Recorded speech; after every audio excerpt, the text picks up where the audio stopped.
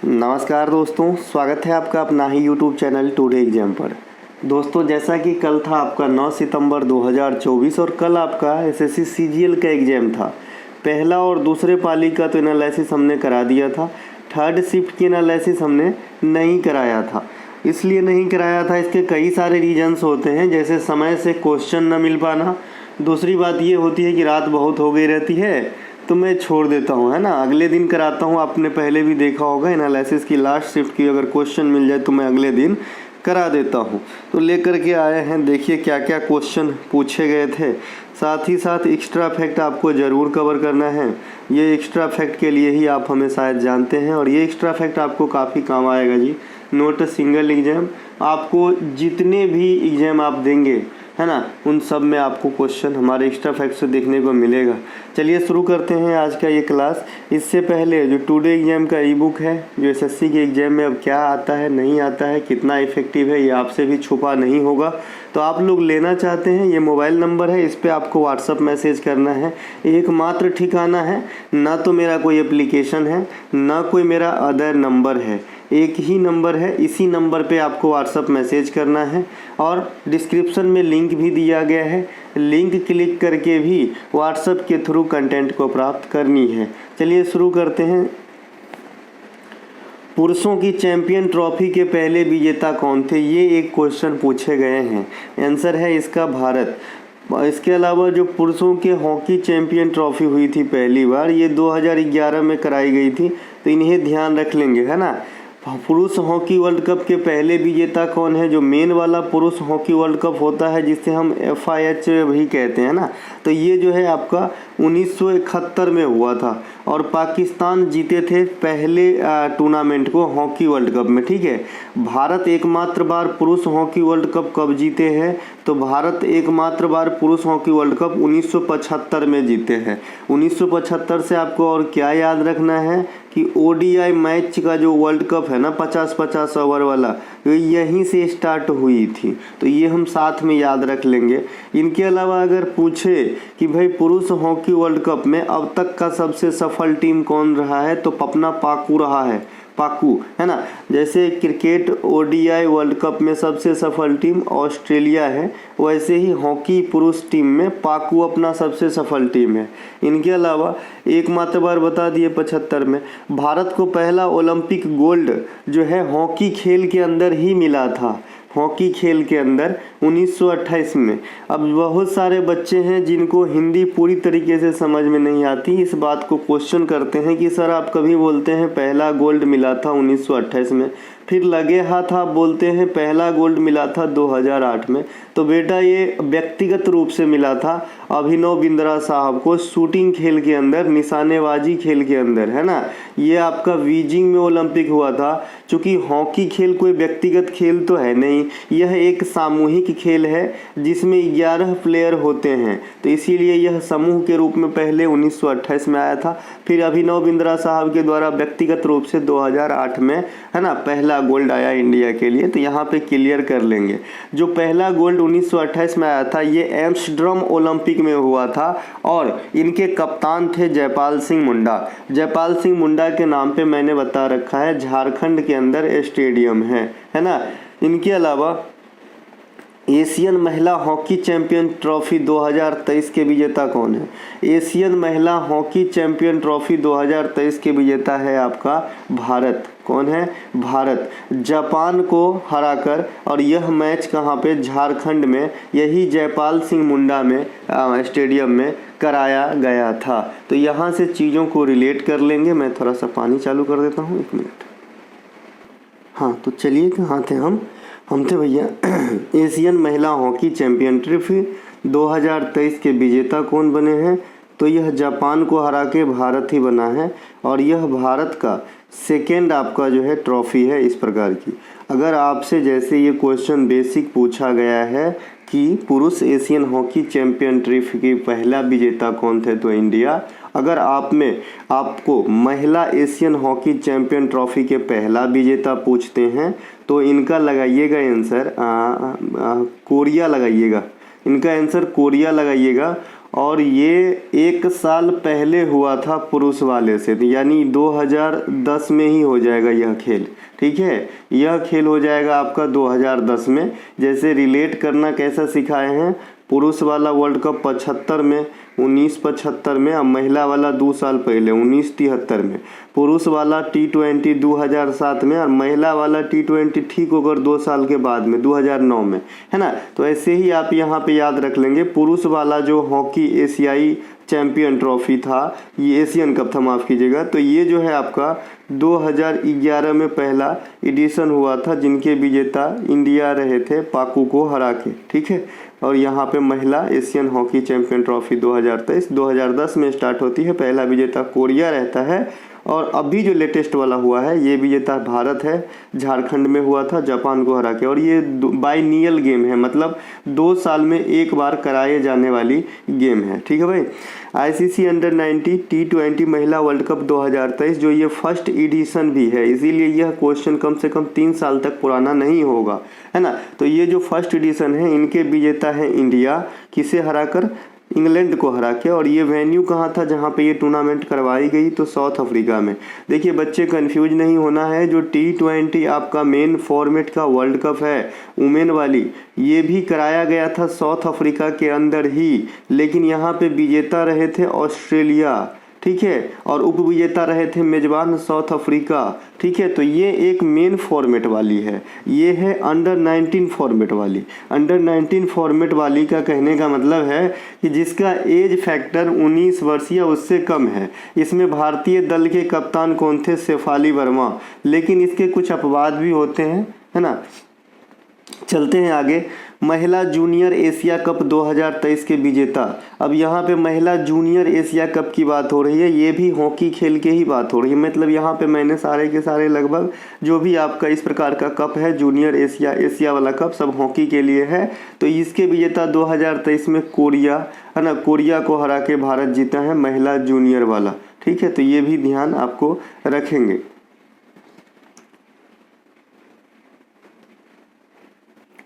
ये वाली जो प्रतियोगिता है, ये बताया इंडिया जीता है कोरिया को हरा के, और ये भारत की पहली ट्रॉफी है यहाँ भी, तो इसे ध्यान रखेंगे। अभी मैंने जितना चीज़ बताया वो अब एक बार रिपीट करता हूँ, क्योंकि यहाँ से आपको क्वेश्चन आने वाले समय में ज़रूर आपको एग्जाम में देखने को मिलेगा। जैसे यहाँ पे बेसिक क्वेश्चन था, पुरुषों के हॉकी चैंपियन ट्रॉफी के विजेता कौन है, भारत पाकिस्तान को हरा के, कब, 2011 में। ठीक है, पुरुष हॉकी वर्ल्ड कप के विजेता 1971 में, यानी पहला एडिशन में जो कौन जीते थे, पाकू जीते थे। भारत एकमात्र बार हॉकी वर्ल्ड कप कब जीते हैं, मेन वाला, 1975 में। भारत को पहला ओलंपिक गोल्ड कब मिला था, 1928 में एम्स्टर्डम ओलंपिक में। व्यक्तिगत रूप से कब बताया था, 2008 में अभिनव बिंद्रा निशानेबाजी बीजिंग ओलंपिक में। महिला एशियन हॉकी चैंपियन ट्रॉफी 2023 के विजेता कौन रहे, भारत, किसे हरा के, जापान। मैच कहाँ पे हुआ, झारखंड के जयपाल सिंह मुंडा स्टेडियम में। ICC under 90 T20 world cup का पहला एडिशन कहाँ हुआ है, साउथ अफ्रीका में। कौन जीता है, भारत, किसे हराकर, इंग्लैंड। भारतीय टीम के कप्तान शेफाली वर्मा। और मैंने अभी बताया था कि T20 मेन फॉर्मेट वाला जो महिलाओं का गेम होता है 2023 के अंदर साउथ अफ्रीका में ही हुआ था, जहाँ पे विनर रहा था ऑस्ट्रेलिया और आपका उप विजेता रहा था मेजबान साउथ अफ्रीका। ठीक है, तो ये मेन वाली हो गई। अभी T20 2024 में जो पुरुष वाली हुआ है, ये भी आ जाता है इंग्लैंड में, मतलब एग्जाम में। तो ये इंडीज में हुआ है, वेस्ट इंडीज में हुआ है, और आपका अमेरिका में हुआ है, यूएसए में हुआ है। विजेता भारत रहा है, उप विजेता साउथ अफ्रीका रहा है। तो ये इतना चीज ध्यान रखेंगे। 2025 में जो महिलाओं का T20 अंडर 90 वाली फॉर्मेट वाली खेल होगी, वर्ल्ड कप होगी, ये आपका 25 में होगी, मतलब भारत में होगी, और ये बाइनियल है, 2 साल में एक बार होती है। और 2025 में महिलाओं का मेन वाला वर्ल्ड कप भी होगा, ODI वाला, 50 ओवर वाला, तो ये आपका इंडिया में होगा। कहाँ पे होगा, इंडिया में होगा। अभी आपने देखा T20 वर्ल्ड कप बांग्लादेश में होने वाला था, लेकिन बांग्लादेश का अपना ही कहानी स्टार्ट हो गया, तो यहाँ से ये वेन्यू हट गया, है ना, हट गया। महिला जूनियर एशिया कप 2023 के विजेता कौन है, ये जूनियर है। जूनियर मतलब अंडर वाला समझिएगा, है ना, इसमें भी एज फैक्टर के चलते ही जूनियर शब्द लगता है। ठीक है, तो ये जो जूनियर है 2023 में, इनके विजेता भी भारत रहा है, कोरिया को हरा के रहा है ना। और ये भारत का इस वाली कैडर में पहली ट्रॉफी है, तो ये आने वाले शिफ्ट के लिए ज़्यादा VVI है ना। चलते हैं आगे। खेल से एक और क्वेश्चन, खो खो खेल को ओलंपिक में कब शामिल किया गया। 1936 के बर्लिन ओलंपिक में, है ना, बर्लिन ओलंपिक। बर्लिन कहाँ पे है? जर्मनी के अंदर है ना, जर्मनी के अंदर है बर्लिन ओलंपिक। तो यहाँ पे हुआ था 1936 में खो खो खेल को शामिल किया गया था। आइए साहब खो खो खेल की बात करते हैं। खो खो खेल में कितने खिलाड़ी होते हैं? टोटल 12 खिलाड़ी होते हैं। कितने होते हैं? 12 खिलाड़ी होते हैं। परंतु खेलने कितने खिलाड़ी उतरते हैं सर? 9 खिलाड़ी उतरते हैं। कितने? 9 खिलाड़ी उतरते हैं। तो जैसा आपको आंसर डिमांड करता है वैसा मारना है। ऐसा नहीं कि पूछा खिलाड़ी कितने हैं, ऑप्शन में 9 है तो 9 मार दिए, जी नहीं। आपको अगर पूछ रहा है ना पार्टिकुलर कि खो खो में कितने खिलाड़ी खेलने उतरते हैं तो 9। अगर ओवरऑल खाली खिलाड़ी की संख्या पूछा है तो 12 ही टिक करना होगा। उसी प्रकार से आपका कबड्डी है। कबड्डी में भी 12 खिलाड़ी होते हैं रिजर्व सहित, लेकिन खेलने उतरते हैं 7 खिलाड़ी, है ना। तो ये कबड्डी का डाटा भी आपको याद रखना है ना। तो ये हॉकी और कबड्डी का मैंने एडिशनल है, चूंकि खेल के सीधे खिलाड़ी याद नहीं कर सकते इसीलिए बता दिया। खो खो खेल में यहाँ पे मैंने यही चीज़ लिख दिया है। बैडमिंटन को ओलंपिक में आप 1992 में पदक इवेंट में शामिल किए थे। देखिए कोई भी प्रतियोगिता में कोई भी खेल जब शामिल किया जाता है तो 2 कैडर में शामिल किया जाता है। एक तो प्रदर्शन के तौर पे आप शामिल कर सकते हैं। प्रदर्शन के तौर पे मतलब कि इस प्रकार की कोई खेल होती है लेकिन इसमें मेडल नहीं बटेंगे इस बार, है ना, तो इसे प्रदर्शन के तौर पे कहते हैं। जैसे अभी आपका खेलो इंडिया यूथ गेम 2024 यानी 2023 वाला, यानी छठा एडिशन जो 2024 में जनवरी फरवरी में तमिलनाडु के अंदर कराए गए हैं, जहां पे 26 खेल को शामिल किया गया था। तो इनमें एक खेल इनके अलावा एक खेल सिम्बलम्बम था। ये सिम्बलम्बम तमिलनाडु का घरेलू मार्शल आर्ट है, तो इनको खाली प्रदर्शनी के तौर पे रखा गया था, न कि मेडल इवेंट में। तो इसमें कोई भी पदक नहीं जीता होगा। जब इवेंट में शामिल ही नहीं है तो पदक कहाँ से जीतेगा, है ना। लेकिन अगर आपको खेलो इंडिया यूथ गेम 2024 में कौन सा खेल शामिल किया गया पूछ रहा है तो स्क्वैश बताइएगा। क्या बताइएगा? स्क्वैश बताना है आपको, ठीक है।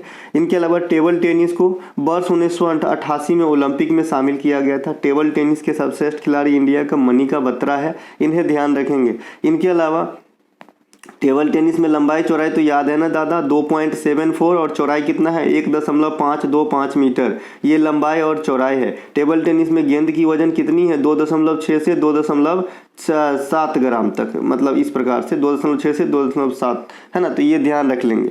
इनके अलावा जो आपका ये क्या है भैया, 2028 में ओलंपिक में क्रिकेट खेल को शामिल किया जाएगा। लॉस एंजिल्स में जो आपका ओलंपिक होगा, लॉस एंजिल्स में जो आपका ओलंपिक होगा वहाँ पे आपका क्रिकेट को भी शामिल किया जाएगा, है ना। क्रिकेट को भी शामिल किया जाएगा ओलंपिक के अंदर। भारत हॉकी खेल में कब पार्टिसिपेट किए थे? ऐसा इसका कहने का मतलब कतई नहीं है कि हॉकी खेल की जो एंट्री है ओलंपिक में ये 1928 में हुआ, गलत हो जाओगे। मैं कहना चाह रहा हूँ कि भारत, है ना, जो आपका सामूहिक रूप से फील्ड हॉकी खेल के अंदर कब पार्टिसिपेट किया था ओलंपिक में, तो 1928 में, और पहले ही ओलंपिक में गोल्ड जीते थे। उस समय जो है हॉकी टीम भारतीय टीम से बेहतर कोई नहीं था जब 1928 में पार्टिसिपेट किए थे आपका ओलंपिक के अंदर, और लगातार हमने गोल्ड जीता है। आखिरी गोल्ड ओलंपिक में हॉकी के लिहाज से जीते थे हम 1980 के अंदर। तो अगर आपसे कोई कहे कि 1928 से 1980 तक हॉकी टीम ने ओलंपिक के अंदर कितना गोल्ड जीता, तो 8 गोल्ड जीते हैं, है ना। कितना जीते हैं? 8 गोल्ड। अभी पेरिस में जो आप ओलंपिक हुआ है 2024, तो इसमें हॉकी टीम ने कौन सा पदक जीता है? तो ब्रांज मेडल जीता है। कौन सा भैया? ब्रांज मेडल जीता है। तो इन्हें भी ध्यान रखेंगे। पेरिस ओलंपिक में हमें 1+5 पदक प्राप्त हुए, 0+1+5 यानी 0 स्वर्ण, 1 रजत और 5 गो कांस्य पदक प्राप्त हुआ है। इससे पहले वाले ओलंपिक में 1 to 4 पदक प्राप्त हुआ था, 1 गोल्ड, 2 रजत और 4 ब्रांज मेडल मिले थे। कल का पीडीएफ टेलीग्राम, अच्छा एनालिसिस की पीडीएफ जो है आप लोगों को ठीक है। हाँ तो यहाँ देखिए, तो मैं क्या बता रहा था, ये फ़ोन सवेरे सवेरे पता नहीं क्यों आ जाता है। तो ये आपका हो गया ओलंपिक में भाग लिया 1928 में भारत, और पहले गोल्ड जीता, आखिरी 28 में और आखिरी 80 में और पहला 28 में। टोटल 8 हॉकी खेल के अंदर ओलंपिक, है ना। इनके अलावा भारत के लिहाज से ये डेट जो आप देख रहे हैं ये सब इम्पोर्टेंट डेट है। मैं आपको याद दिलाना चाहता हूँ क्योंकि मैं हज़ारों बार पढ़ा चुका हूँ। ये 1952 में केडी जाधव के द्वारा ये आपका ओलंपिक कहाँ पे हुआ था? हेलेंसिकी में हुआ था, जहाँ पे व्यक्तिगत ब्रॉन्ज पहली बार कोई जीते थे, है ना। खसावा जादव नाम है इनका, कुश्ती खेल से संबंधित है। 1928 में अभी बात हो गया, हॉकी टीम ने पहली बार गोल्ड जीता ओलंपिक में। 2004 में मेजर राज्यवर्धन सिंह राठौड़ साहब, है ना, जो है आपका राठौड़ साहब ने 2004 में निशानेबाजी के अंदर, अगर कल होके पूछे कि ये किन खेल से संबंधित है, निशानेबाजी के अंदर रजत पदक प्राप्त करे थे। इनके अलावा 2000 में कर्नो मलेश्वरी मैडम भारोत्तोलन में ब्रांज मेडल प्राप्त करी थी, है ना। 1999 कुछ नहीं है लिहाज से, 1999 एक्चुअली हॉकी हुई ही नहीं, सॉरी ओलंपिक हुई ही नहीं। 2008, ये 2008 जो है बीजिंग ओलंपिक में अभिनव बिंद्रा गोल्ड जीते। और 2023 वाला जो ओलंपिक है, अभी जो 24 में हुआ, माफ़ कीजिए इसको 24 कर लेंगे, तो यहाँ पे तो 6 पदक बहुत करेंट है तो याद ही होगा। चलते हैं आगे। अच्छा हाँ, ये 1999 की जगह 1996 करेंगे तो फिर अर्थ निकलेगा। 1996 में करेंगे ना तो आपको यहाँ से क्वेश्चन निकल के आएगा। ये अटलांटा में हुआ था ये ओलंपिक, और यहाँ पे सबसे पहले लिएंडर पेस के द्वारा भारत को टेनिस में मेडल दिलाया गया था। तो इसे 1999 की जगह 96 करके पढ़िए, अर्थ निकलेगा। ईस्ट इंडिया कंपनी ने भारत की सत्ता या व्यवस्था ब्रिटिश क्राउन को जो है कब हस्तांतरित किया? कम से कम 12,000 बार तो मैं बताया हूँगा। तो ये भारत सरकार अधिनियम 1858 के द्वारा, इसकी कहानी भी हम सुनाते हैं अगर आपका इजाज़त हो। देखिए क्या होती है, जो ईस्ट इंडिया कंपनी होती है ना, ये क्या होती है भाई, आपका 1857 के विद्रोह में अच्छी तरह से झल्ला जाते हैं। मतलब पराजित तो नहीं हुए, लेकिन पराजित ही कह सकते हैं कि इतनी सारी सुख सुविधा, मतलब लड़ने की सामान लेके भी इतने ज़्यादा लंबा खींचना और इतने परेशान कर देना, मतलब हारना, ठीक है। तो ब्रिटेन के जो वहाँ के क्राउन थे, उन्होंने सोचा कि भाई आज ये इतना तक पहुँचा है, कल तो एक बार लपेट देगा तो हमारा तो शासन ही खत्म हो जाएगा। इससे अच्छा है कि अब शासन यहाँ से हैंडल करो, ठीक है भाई। तो ये शासन व्यवस्था ब्रिटेन से हैंडल होने लगा ईस्ट इंडिया कंपनी के हाथों से निकलकर। 1857 का जो विद्रोह था, इनका पहला कारण और मुख्य कारण चर्बी वाला कारतूस था, जिसे मुंह से खींचना होता था। यह विद्रोह 10 मई 1857 को भड़का था, इसे ध्यान रखेंगे। यह विद्रोह में शहीद होने वाले प्रथम शहीद जो है कौन है? मंगल पांडे साहब है। कौन है? मंगल पांडे साहब है। खुदीराम बोस साहब के बारे में मैं बताया हूँ। खुदीराम बोस साहब जो है सबसे कम उम्र में देश सेवा हेतु शहीद हुए थे। सबसे कम उम्र में, है ना, सबसे कम उम्र में, है ना। मुजफ्फरपुर के जो आपका जज थे, उनकी हत्या के प्रयास में। इनके अलावा इस विद्रोह के समय अंग्रेज कौन थे? कैनिंग थे। कौन से विद्रोह की बात हो रही? 57 वाली की। 58 के अधिनियम के अनुसार भारत की शासन व्यवस्था ईस्ट इंडिया कंपनी से निकलकर ब्रिटेन के महारानी या जो वहाँ पे महाराज हुआ करता था, यानी क्राउन राजा, उनके हाथ में चले गए। ईस्ट इंडिया कंपनी को अधिकार पत्र 31 दिसंबर 1600 ईस्वी को महारानी एलिजाबेथ के द्वारा सौंपा गया था। भारत में द्वैध शासन, यहाँ पे माफ कीजिएगा, प्रांत में द्वैध शासन, प्रांत मतलब टुकड़े टुकड़े, जैसे कि आज का राज्य समझ लीजिए, और केंद्र मतलब देश समझ लीजिए। तो प्रांत में द्वैध शासन मॉन्टेग्यू चेम्सफोर्ड योजना 1919 के तहत लगाया गया था, जिसको रिप्लेस किया गया 1935 के अधिनियम भारत सरकार के द्वारा। और उस समय 1935 में क्या किया, प्रांत में जो द्वैध शासन पहले से लगी आ रही थी 1919 वाले अधिनियम से, इसे समाप्त करके इसी के जगह पे केंद्र में द्वैध शासन लगाया। तो इसे जो है कड़ी से कड़ी जोड़ेंगे। इनके अलावा मैं बताया हूं कि अगर आपसे कोई पूछे कि भारतीय संविधान पे सबसे ज़्यादा इम्पैक्ट किस देश की है, तो देश है तो ठीक है, देश तो हो ही नहीं सकता कि देश है, क्योंकि कई सारे देश की इम्पैक्ट है और किसी को कम नहीं कह सकते। लेकिन सबसे ज़्यादा इम्पैक्ट जो है ये भारत सरकार अधिनियम 1935 का है। इनके अलावा 1909 को मोर्ले मिंटो सुधार कहते हैं, ये ध्यान रखेंगे, जिसमें सांप्रदायिक चुनाव को इंट्रोड्यूस करवाया गया था। दुनिया का सबसे बड़ा क्रिस्टल प्लेट का उदाहरण कौन है? क्रिस्टल प्लेट, है ना। तो ये आपका प्रशांत महासागरीय प्लेट है, ये सबसे बड़ी प्लेट है। ये दुनिया का सबसे बड़ा सर्कल फायर भी है ना। रेलवे की क्लास 1 या 2 में मैंने कराया है इस प्रकार की बातें, है ना। अगर जुड़े रहेंगे, मैं हमेशा कहता हूँ अकेला ही पढ़ाता हूँ, कोई यहाँ पे इंटरप्राइजेस तो है नहीं कि भर दिन में 13 टीचर पढ़ा रहे हैं, अकेला ही हूँ। तो मुझे क्या लगता है कि मैं जो पिछले कुछ क्लास में पढ़ा दिया हूँ उसे रिपीट नहीं करना चाहिए, है ना। तो आपको हमारी क्लास अटेंड करनी चाहिए, है ना। मैं भर दिन में 5 वीडियो तो नहीं डालता हूँ, सप्ताह में कभी 1 कभी 2, और बहुत टाइम रहा तो पर डे एक, वैसा हो नहीं पा रहा है।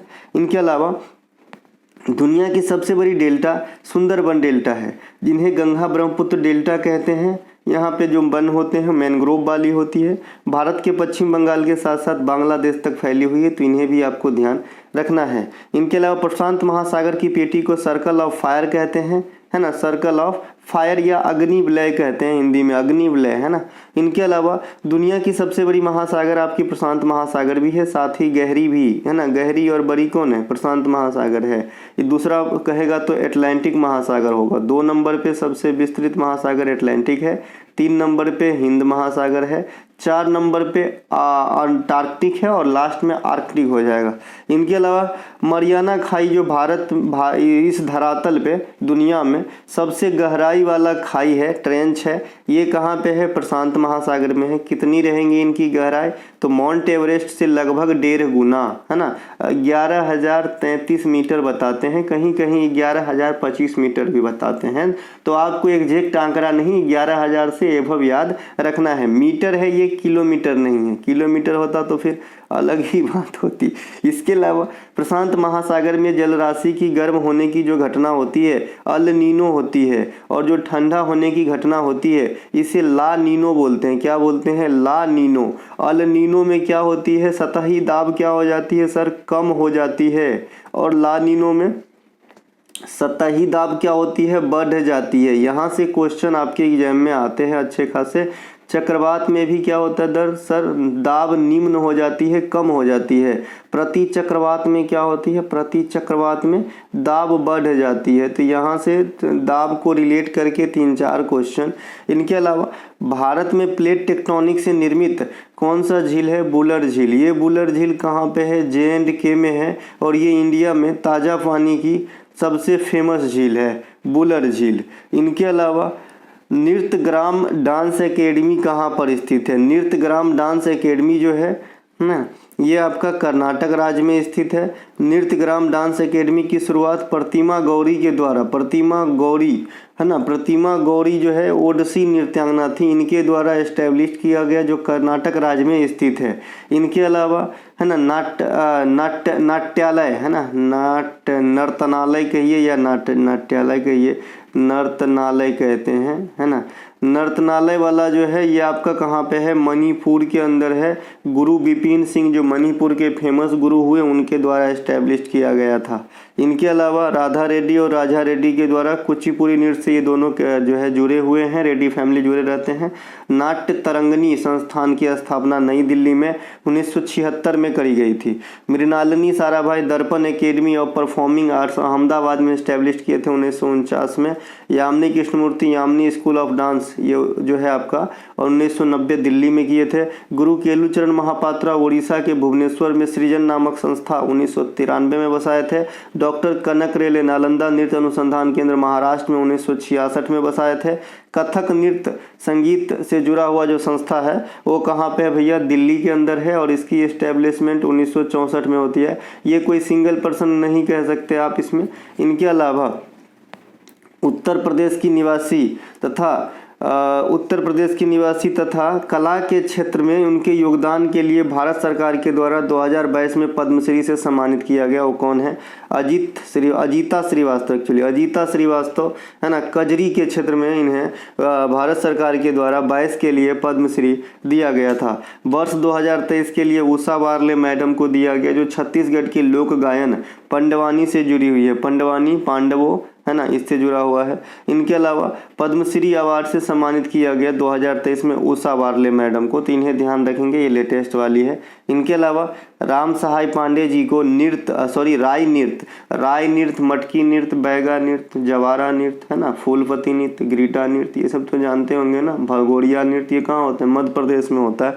तो जो राय नृत्य है इनके कलाकार हैं, इन्हें 2022 में पद्मश्री दिया गया पांडे साहब को। इनके अलावा 2022 में ही अर्जुन सिंह धुर्वे ये बैगा लोक कला होता है ना, बैगा जनजाति भी होती है, जो मध्य मध्य प्रदेश और छत्तीसगढ़ में पाई जाती है। तो यही बैगा लोक कला के प्रदर्शन हेतु इन्हें पद्मश्री से नवाजा गया था। तो यहाँ पे आपने 3 नए पद्मश्री होल्डर को देखे जो शास्त्रीय नृत्य से नहीं है, शास्त्रीय नृत्य से बहुत ज़्यादा फेमस हो जाता है। आजकल एग्जामिनर बहुत चालाक है, तो जो लोक नृत्य होता है या लोक गायन होता है या स्थानीय रीजनल लेवल की बात होती है, उनमें अगर किसी को मिला है ना तो फिर आपके एग्जाम में क्वेश्चन उठा रहा है।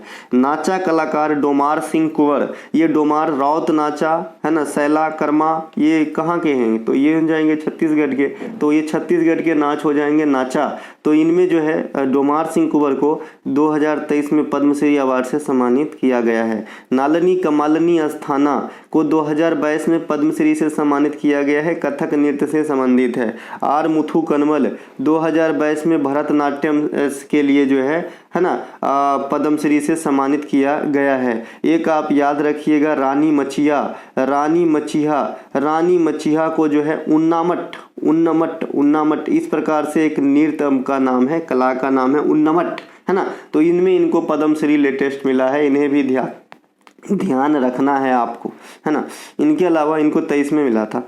इनके अलावा धार्मिक शिक्षा या पूजा में भाग लेने की स्वतंत्रता किस अनुच्छेद में वर्णित है, ऐसा क्वेश्चन आपसे पूछा गया है। ये मैंने धार्मिक स्वतंत्रता में करा दिया है आपको। टैक्स फ्री कैसे होना है, कोई भी चीज़ जो धर्म में आता है उसे आप रख सकते हैं, इनके लिए कोई रोक टोक नहीं है। ये कौन से आर्टिकल कहता है, आप अपनी धर्म की प्रचार कर सकते हैं, ये कौन सा आर्टिकल कहता है, आप कोई भी धर्म मान सकते हो, ये फ्री आपको जो है किस आर्टिकल के थ्रू किया गया है, ये सब बात हमने बता रखी है। तो जो पूजा में भाग लेने का है या धार्मिक शिक्षा में पार्टिसिपेट करने के अधिकार है, ये आर्टिकल 28 में है। किसी भी धर्म के प्रचार प्रसार के लिए आप अगर टैक्स देना चाहते हैं तो रोक नहीं है, लेकिन अगर आप नहीं देना चाहते हैं तो आप पे इम्पोज नहीं किया जाएगा। आई होप आप समझे कि इसका मीनिंग क्या होगा, है ना। तो ये आर्टिकल 27 में है ना, देना है तो दीजिए, नहीं तो कोई नहीं। इनके अलावा स्वतंत्र रूप से कोई भी धर्म से संबंधित आचरण प्रचार प्रसार करने की जो आज़ादी है, ये कौन से आर्टिकल में है, आर्टिकल 25 में है। धार्मिक मामलों का जो प्रबंधन है, ये आर्टिकल किस में है, 26 में है। अल्पसंख्यक हित के लिए जो अनुच्छेद है, ये कितने में है, 29 में है। बलात् श्रम पे जो रोक है, ये कितने में है, 23 में है। बाल श्रम पे जो रोक है, ये कितने में है, 24 में है। तो इन्हें ध्यान रख लेंगे, काम आएगी। बलात् श्रम मतलब अगर ऑप्शन में बलात् श्रम न रहे तो बंधुआ मजदूरी से छुटकारा हो सकता है। बंधुआ मजदूरी या मानव तस्करी भी हो सकता है इसके जगह पे, मानव तस्करी, ठीक है। ये रहा। और ये 14 वर्ष से कम उम्र के बच्चे को काम कराना जो है शिशु का उनके जो है शोषण समझा जाता है इंडिया के अंदर।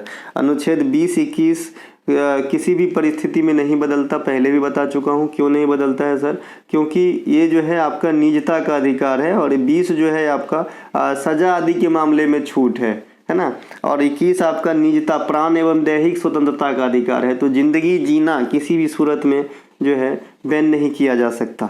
अनुच्छेद 21 के ए में शिक्षा का अधिकार को रखा गया है, जो आपका 2002 में 86वां संविधान संशोधन के द्वारा ऐड करी गई थी, है ना। तो ये आपका 6 से 14 वर्ष तक के बच्चों के लिए निःशुल्क शिक्षा का फरमान जारी करता है। इसी प्रकार से बताए थे कि डीपीएसपी के अंदर 45 शिक्षा वाला है, और आपका आर्टिकल 51A का 11 या के, है ना, ये जो मौलिक कर्तव्य है, ये भी शिक्षा से संबंधित बात करता है। भारत सरकार में राष्ट्रपति कार्यपालिका का प्रधान होते हैं। सरकार के सभी कार्यकारी नीतियां राष्ट्रपति के नाम पर की जाएगी, यह किस अनुच्छेद में वर्णित है। तो ये है आपका अनुच्छेद 77 में कि राष्ट्रपति के नाम से कोई भी कार्यकारियां शक्ति किया जाएगा। राष्ट्रपति कार्यपालिका का प्रधान होते हैं, आर्टिकल 53 पकानी कोका दियो देशम 2 करोड़ बार बता चुके हैं, उससे आप लगा लेंगे। प से पद, का से कार्यपालिका का प्रधान, नी से निर्वाचन, दशम मतलब है ना दोबारा, इसके अलावा म मतलब महाभियोग, है ना, स मतलब शपथ, इसे याद लगा लेंगे। 52 से 61 तक राष्ट्रपति का अनुच्छेद 52 में वर्णित है कि होगा राष्ट्रपति पर महाभियोग 61। राष्ट्रपति तीनों सेनाओं की जो है सर्वोच्च अधिकारी होते हैं। राष्ट्रपति का क्षमादान आर्टिकल 72 में वर्णित है। राष्ट्रपति, राज्यपाल, महान्यवादी। राष्ट्रपति साहब जो है राज्यपाल, महान्यवादी, नियंत्रक एवं महालेखा परीक्षक, यूपीएससी के सभी सदस्य तथा अध्यक्ष, सुप्रीम कोर्ट के सभी जज तथा मुख्य जज, हाई कोर्ट के सभी जज तथा मुख्य जज, प्रधानमंत्री की नियुक्ति इत्यादि राष्ट्रपति के द्वारा ही संपन्न होती है।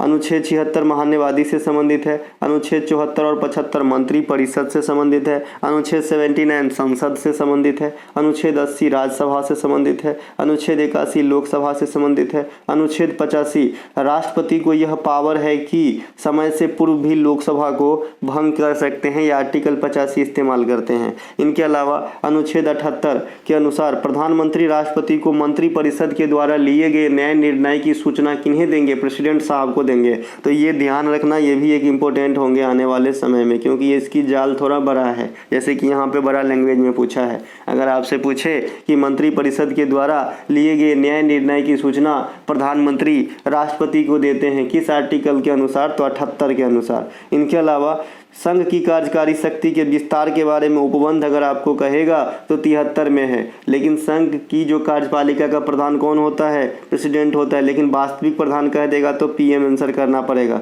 अनुच्छेद 75 के अनुसार ही मंत्री परिषद जो है सामूहिक रूप से लोकसभा के प्रति जिम्मेवार होते हैं, और राज्यों में जो मंत्री परिषद होते हैं वो सामूहिक रूप से किनके प्रति जिम्मेवार है? विधानसभा के प्रति जिम्मेवार है। ठीक है भाई, चलते हैं आगे। अब अगला क्वेश्चन जो है, अकबर के वित्त मंत्री कौन थे? अकबर के वित्त मंत्री राजा टोडरमल थे। मुगल काल में अकबर के शासनकाल को साहित्य का स्वर्ण काल कहा गया है ना। इनके अलावा अकबर के दरबारी जो होते थे उन्हें नवरत्न कहते थे, जिसमें बहुत सारे तानसेन थे, टोडरमल भी थे, मुल्ला दो प्याजा थे, फैजी थे, अब्दुल रहीम खान खाना थे, है ना। ये सब जो है कहाँ पे आ जाएंगे? इनके नवरत्न में आ जाएंगे। इनके अलावा अकबरनामा के लेखक कौन थे? अबुल फजल थे। अबुल फजल जो है अकबरनामा के लेखक है। मैंने नामा वाला करीब 11 किताब बताया हूँ, जिनको आपको ध्यान रखना है। अकबरनामा, बाबरनामा, हुमायूंनामा, शाहजहांनामा, जंगलनामा, शाहनामा, ये इसके अलावा अभी तो एक जादूनामा है ना, ये सब ध्यान रखेंगे। अकबर ने आगरा का किला फतेहपुर सिकरी में निर्माण करवाया था। मुगलों द्वारा नियोजित पहला शहर फतेहपुर सिकरी है, इसे अच्छे से याद रखिएगा, है ना। इसी प्रकार से दीन पनाह नगर की स्थापना हुमायूं ने करवाया था। हुमायूं नामा के लेखक गुलबदन बेगम है ना। हुमायूं जो है दीन पनाह नगर की स्थापना करे। हुमायूं नामा यानी हुमायूं के ऊपर किताब, और गुलबदन जो मुगल शहजादी थी उनके द्वारा लिखा गया। हुमायूं का मकबरा जो है हुमायूं की पत्नी विधवा हाजी बेगम या बेगा बेगम के द्वारा बनवाया गया। सभी मुगलों गार्डन में, जितने भी मुगल गार्डन हैं उनमें सबसे जो आपका गार्डन प्रकार के हैं ना, पहला वो आपका हुमायूं का मकबरा है। 10 साला बंदोबस्त टोडरमल ने चलाया। अकबर के प्रारंभिक दिनों का संरक्षण बैरम खान के हाथ में थे। पानीपत की द्वितीय लड़ाई 1556 में अकबर और हेमू के बीच में हुआ, जिनमें विजय कौन रहा? अकबर रहा था। 3 गो युद्ध हुआ था। 26 में बाबर और इब्राहिम लोदी के बीच बाबर विजय रहा था, और तीसरा 1761 में हुआ था अहमद शाह अब्दाली और मराठों के बीच, जिसमें अहमद शाह अब्दाली की विजय हुई थी। अकबर का पहला राज्याभिषेक कल्लौर में हुआ था। अकबर का धार्मिक सलाहकार फकीर अज्जुद्दीन था। कौन था? फकीर अज्जुद्दीन अकबर का धार्मिक सलाहकार था। अकबर के दरबार में तानसेन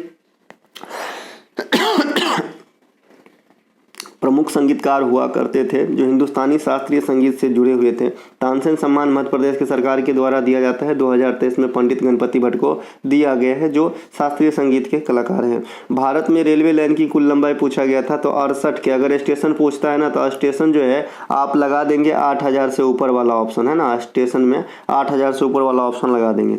भारत में रेलवे की शुरुआत 1853 में डलहौजी के समय मुंबई से थाने 34 किलोमीटर की दूरी तय करी थी। कोंकण रेलवे की शुरुआत सर 1990 में होती है, लेकिन ये कार्य निष्पादन 1998 में स्टार्ट होती है। तो दोनों बात ध्यान रखेंगे। मुख्यालय इनका बेलापुर सीबीडी में है। कहाँ पे है? बेलापुर सीबीडी में है। बेलापुर सीबीडी नवी मुंबई का एक बिजनेस हब स्टेशन है। भारत का पहला मेट्रो रेलवे की शुरुआत 1984 में कोलकाता में हुआ था, और अभी पहला अंडर वाटर मेट्रो की शुरुआत भी कोलकाता में मोदी साहब के द्वारा किया गया है। भारत का पहले वंदे भारत एक्सप्रेस 2019 में बनारस से दिल्ली के बीच चली थी। भारतीय रेल दुनिया में चौथा स्थान रखता है और एशिया में दूसरा स्थान रखता है। जनगणना 2000। अच्छा, सबसे ज्यादा रेल पटरी कौन से राज्य में है? उत्तर प्रदेश में ना। इनके अलावा सबसे लंबा प्लेटफार्म कर्नाटक का हो गया, हुबली वाला, है ना, सिद्धारूढ़ा। इनके अलावा जनगणना 2011 के अनुसार जिन मजदूर के पास 183 दिन या उससे कम का रोजगार था उसे क्या कहा जाता था? उसे सीमांत कार्जना कहा जाता था। जैसे कि आपको पता है कि इनको दो भागों में बांटा गया है कि भाई अगर 6 महीने से कम का किसी के पास काम है तो उसे सीमांत रोजगार कहते हैं, और 6 महीने से अधिक के पास साल में किसी के पास काम है तो उसे जो है कहा जाता है फुल टाइम वर्कर। ठीक है, तो ये तो बाहर में भी यूज होता है, इसे जनगणना से रिलेट किया है। तो ये आपका इकोनॉमिक्स का टर्म है बेसिकली। तो ये आपका 2011 में अधिकांश दिन काम करने वाले लोगों को अपन क्या कहते हैं? मुख्य श्रमिक कहते हैं। मुख्य श्रमिक कहने का मतलब जिनको साल में 6 महीने से अधिक का वर्क हो, है ना, हाथ में। इनके अलावा इसी प्रकार का एक क्वेश्चन आपसे पूछा जाता है कि भाई, है ना, कि मनरेगा में कितने दिनों की रोजगार आपको मिलेगा या हमको मिलेगा? तो भाई मनरेगा में हमें कितने 100 दिनों का रोजगार मिलता है। कितने दिनों का? 100 दिन का रोजगार मिलता है ना भैया। चलते हैं आगे। तो मनरेगा में आपको 100 दिन का रोजगार मिलेगा। नरेगा एक्ट 5 के अंतर्गत 6 में एस्टेब्लिश्ड हुआ था, यानी शुरू हुआ था नरेगा, फिर इनका नाम बदल के हो गया मनरेगा 2009 में। जनगणना 11 में देश में कामगार की संख्या 53.56% था आपका पुरुष कामगार, है ना। और अगर पुरुष कामगार है, ओवरऑल कामगार कहेंगे तो 39-40 के करीब थे। ठीक है, इनके अलावा जो आपका लिंगानुपात है 943, बाल लिंगानुपात 919 था 11 में। साक्षरता 74.04 और पुरुष साक्षरता 82.14 और आपका महिला साक्षरता 65-46 था। इनके अलावा जनगणना 2011 में जो कुल श्रमिक की संख्या थे ना वो 40 के करीब थे, जैसा कि मैंने बताया 39.8 था। ठीक है, भारत में सबसे छोटी रामसर साइट देखिए, कल या परसों मुंह से लास्ट टर्म निकल गया था सर कि रेणुका वेटलैंड को मन न भूलना, है ना। ये रेणुका वेटलैंड है ना। रेणुका सागर बांध भी है हिमाचल प्रदेश में, ये रेणुका वेटलैंड भी है। ये सबसे छोटू जो है रामसर है इंडिया का। अब आप अपनी रामसर कटिंग में इस चीज़ को कहीं ना कहीं पाएंगे। देखिए सबसे नीचे लिखा हुआ है टॉपिक वाइज वाले सेक्शन ई बुक के अंदर, यहाँ पे ये है रेणुका झील, और भारत का सबसे छोटा Ramsar site Renuka Ramsar site ये हिमाचल प्रदेश में स्थित है। ठीक है भाई, तो ये क्वेश्चन यहाँ से आ गई थी, तो ये ध्यान रख लेंगे। ये तो काफ़ी कॉमन क्वेश्चन है। अब रामसर क्या होती है इनके बारे में यहाँ पे लिखा गया है, बाद बाकी आप सब समझते हैं कि रामसर जो है आर्द्र भूमि को संरक्षण करने के प्रोटेक्ट करने के लिए एक सम्मेलन हुई थी। रामसर एक शहर का नाम है जो ईरान में है। प्रतिवर्ष 2 फरवरी को हम रामसर दिवस मनाते हैं। अभी रामसर 75 से 80 हो गया, लेकिन 80 से भी बढ़ गया है, 82 भी हो गया था, 82 से भी बढ़ गया है। तो यहाँ पे हम इसकी बात अभी नहीं करेंगे, बहुत नज़दीक क्वेश्चन हो जाएगा जो आपके एग्जाम में नहीं आएगा और कन्फ्यूज हो जाएंगे अपन। ठीक है, देखिए भारत की सबसे पहले जो रामसर साइट में शामिल हुआ ये चिल्का झील हुआ था। ठीक है, चिल्का झील। सबसे अधिक रामसर साइट वाला देश जो है ये आपका कौन है? ग्रेट ब्रिटेन है, या ग्रेट ब्रिटेन ही है, इन्हें ध्यान रखेंगे। इनके अलावा नौखाई त्योहार किस राज्य से संबंधित है? नौखाई, भाई नौखाई त्योहार है, नौखाई, दलखाई, नवकलेश्वर, रजा पर्व, ये सब क्या है? ये सब उड़ीसा की त्योहार है। कहाँ की त्योहार है? उड़ीसा की त्योहार है। ये कोई तो पूछने वाली बात है जी। नौखाई फसलों से संबंधित त्योहार है। दलखाई भी नृत्य होती है उड़ीसा के अंदर। नवकलेश्वर महोत्सव उड़ीसा के अंदर होती है ना, भगवान से संबंधित है। रजा पर्व जो भाई जो पीरियड होती है लड़कियों में, है ना, उस प्रकार का ये त्योहार है रजा पर्व, है ना, रजा पर्व। लेकिन धरती माता को रिलेट किया जाता है, ऐसा माना जाता है। इसी प्रकार से असम में भी एक तिलोनिया बीजा करके कोई त्योहार होता है, मैं थोड़ा कंफर्म नहीं हूँ, ये मतलब याद नहीं है, कंफर्म तो वही हूँ यार, है ना। इनके अलावा धनु यात्रा त्योहार, इसे ओपन थिएटर कहते हैं, है ना। भगवान जगन्नाथ रथ यात्रा, ये तो सभी जानते हैं, जय जगन्नाथ बोलिए, यह सब उड़ीसा राज्य में होती है। इनके अलावा यहाँ पे उड़ीसा की हमने नृत्य देखना है ज़्यादा। मुंडारी, पैका नृत्य, गरुड़ वाहन, गोटी पुआ काफ़ी पूछे जाते हैं। मयूरभंज का छौ, 3 जगह सरायकेला पुरुलिया के साथ। बाघा नाच, घुमुरा नाच, ये घुमुरा है, घूमर रहेगा तो कहाँ पे रहेगा? राजस्थान का। 10 कठिया, दलखाई, है ना। इसके अलावा डंडा नाच, चैती घोड़ा, किसावादी, ये सब जो है किसावादी तेलंगाना में भी होता है। इनके अलावा छत्तीसगढ़ में यहाँ पे आप देख सकते हैं नृत्य रखा है हमने, यहाँ पे त्यौहार पूछा था। चंदेनी, पंडवानी, राउत नाचा, ये सब जो है आपका कहाँ पे होता है? छत्तीसगढ़ के अंदर होता है। कहाँ पे होगा? छत्तीसगढ़ के अंदर होगा। तो इसे भी ध्यान रखेंगे। 1 सेकेंड जरा रुकेंगे, 1 सेकेंड मात्र। सर मेरा मोबाइल चोरी हो गया, तो मुझे फिर से भेज देंगे क्या? यार इन लोगों को मोबाइल पता नहीं कहाँ रखते हैं, या तो फूट जाते हैं या चोरी होते हैं, रीसेट करते हैं।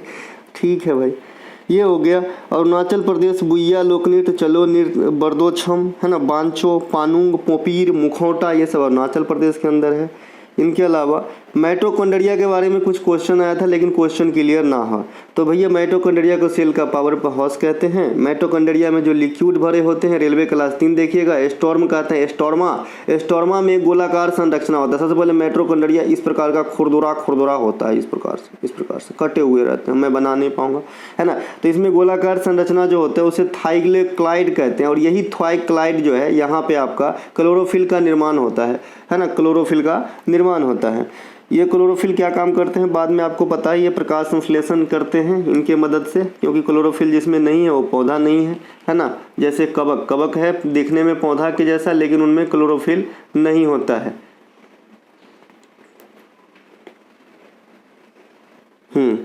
एक बात और, यहाँ पे अभी क्लोरोफिल आपने देखा जो प्रकाश संश्लेषण में मदद करते हैं। क्लोरोप्लास्ट के अंदर भोजन का निर्माण होता है, ये एक अलग से याद रख लेंगे, इसीलिए इसे कोशिका का रसोई कहते हैं। क्लोरोफिल में मैग्नीशियम Mg धातु की उपस्थिति पाई जाएगी, इसे भी ध्यान रखेंगे। किसकी पाई जाएगी? Mg धातु की उपस्थिति पाई जाएगी क्लोरोफिल में, तो इसे ध्यान रख लेंगे। इनके अलावा लाइसोसोम को आत्महत्या की थैली कहते हैं, इन्हें भी ध्यान रख लेंगे। राइबोसोम को प्रोटीन की फैक्ट्री कहते हैं। DNA केंद्रक के अलावा माइटोकॉन्ड्रिया में पाए जाते हैं, इन्हें भी ध्यान रखना है। पंचवर्षीय योजना का किन किन पहलुओं पर ध्यान देते हैं? विकास, आत्मनिर्भरता, समानता, एकता, ये सब जो है आप पंचवर्षीय योजना की विशेषता है। अधिकांश पंचवर्षीय योजना भारत में आत्मनिर्भरता को टारगेट किए थे।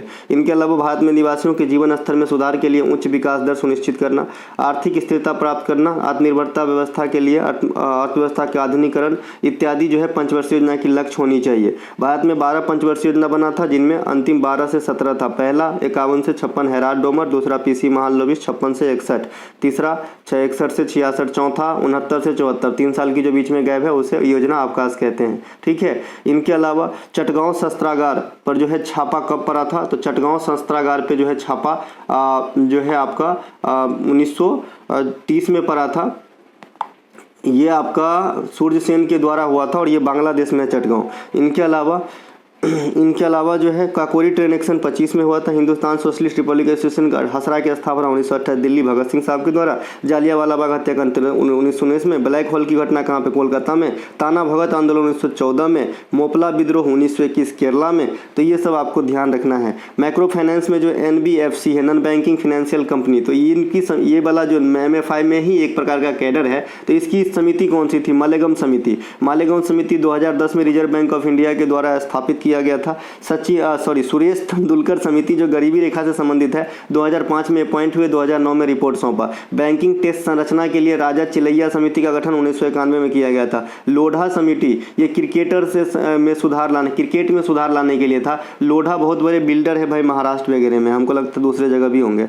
लघु उद्योग और व्यापार नीति से संबंधित जो समितियां थी, इनका नाम था आबिद हुसैन समिति, और यही आबिद हुसैन समिति है जिनके अनुसार 1990 में सिडबी की स्थापना हुई, जिनका मुख्यालय लखनऊ में है। शिवरामन समिति की अनुशंसा पे किसका स्थापना हुआ था? तो नाबार्ड का हुआ था। कब हुआ था? 12 जुलाई 1982 को। कहाँ पे है? मुंबई में मुख्यालय। जाकिर हुसैन को पद्म भूषण पुरस्कार कब मिला? 2002 में। जाकिर हुसैन साहब तबला के प्रमुख वादक हैं जो अल्लाह रखा साहब के पुत्र हैं। 1988 में पद्मश्री, 2023 में पद्म विभूषण, 2024 में 3 ग्रैमी अवार्ड एक साथ, है ना। इनके अलावा जाकिर हुसैन साहब कम उम्र में जो है पद्म भूषण प्राप्त करने वाले भी हैं। नृत्य के क्षेत्र में सबसे कम उम्र में पद्म विभूषण प्राप्त करने वाले सोनल मानसिंह 2003। राज्यसभा में नॉमिनेट होने वाले प्रथम मतलब नृत्यांगना रुक्मिणी देवी। भरतनाट्यम में पहली बार ट्रांसजेंडर जिन्होंने प्राइज प्राप्त किया था, नर्तकी नटराज 2019। एक आपसे टेट्रा ब्यूटिल एल्कोहल का IUP एक नाम पूछा है, 2 मेथाइल 2 प्रोपाइल होता है ना। मैं किसी दिन इनके भी एक अच्छे क्लास ले लूंगा। सहायक संधि को अपनाने वाला अंग्रेज कौन था? Lord Wellesley. इसके ज़्यादा जो भी आपके अंग्रेज गवर्नर वगैरह से जानना है तो आप गवर्नर वाले टॉपिक वाइज में हमारी जाके देखिए,